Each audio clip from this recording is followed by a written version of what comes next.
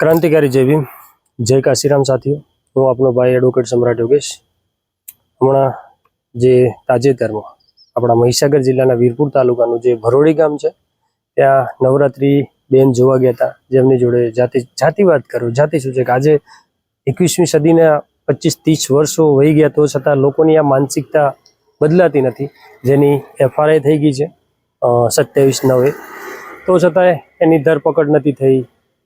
तो SP साहेब ने रजूआत करी बेन ने लईने अने SP साहेब नुं पण कहेवुं छे के जामीन पात्र गुनो छे, जामीन मळी ज जाय ए रीते बधी चर्चा थई छे। तो जोईए छे आगळ लड़त आपे।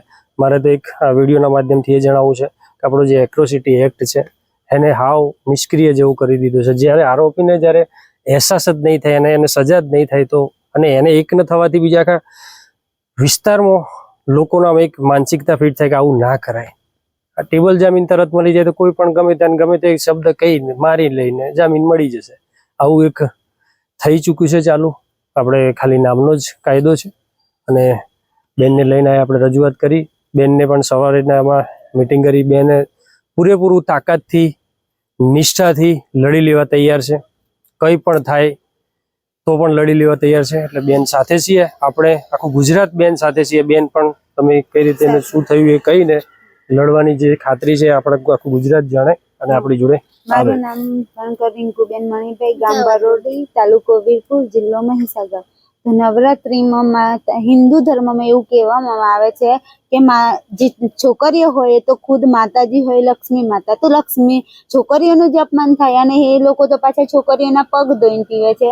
તો અમે લોકો ત્યાં નવરાત્રીમાં બીજા નોરતે ગયા તો ધક્કો મારીને કાઢી મૂકે, ખરાબ શબ્દો બોલે કે ભેડિયો તમે તો તમારે તો અહીંયા ના આવી શકાય, અમે અભડાઈ જઈએ, આવા ખરાબ શબ્દો બોલીને અમને અપમાનિત કરે તો પછી અમે ક્યાં સુધી આવું સહન કરીએ, મારામારી પર આવે।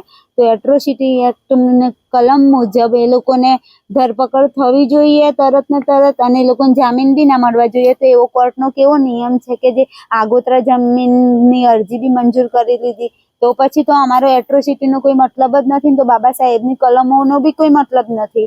તો આ મારું ઈચ્છા એમ જ છે કે આની અંદર બી કોર્ટે કંઈક નિર્ણય લેવો જોઈએ આના માટે, નહીં તો બધા આવી રીતે ફાયદો ઉઠાવવાના જ છે।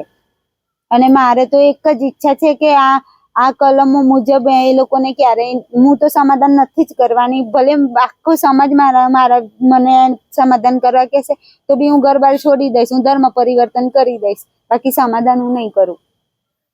તો સાથે મિત્રો આપણી પણ ફરજ છે કે જે એક સમાજની દીકરી છે જે આ રીતે નિષ્ઠાથી તાકાતથી લડી લેવા તૈયાર હોય તો આપણી પણ ફરજ છે કે બેનને આપણે કોઈ પણ રીતે આગળ ગમે તેવું આંદોલન કરવું પડે, ધરણા પર બેસવું પડે, કે જે કરવું પડે આપણે બેન જોડે ખભે તો ખભો મિલાવીને આપણે સાથે રહીએ અને એક દાખલો બેસાડીએ કે આવું કૃત્ય કોઈ કરતા, કોઈને જાતિગત અપમાન કરતા ડરે કોઈ છોકરી જોડે બીજી કોઈ સમાજમાં કોઈ જોડે ના થાય।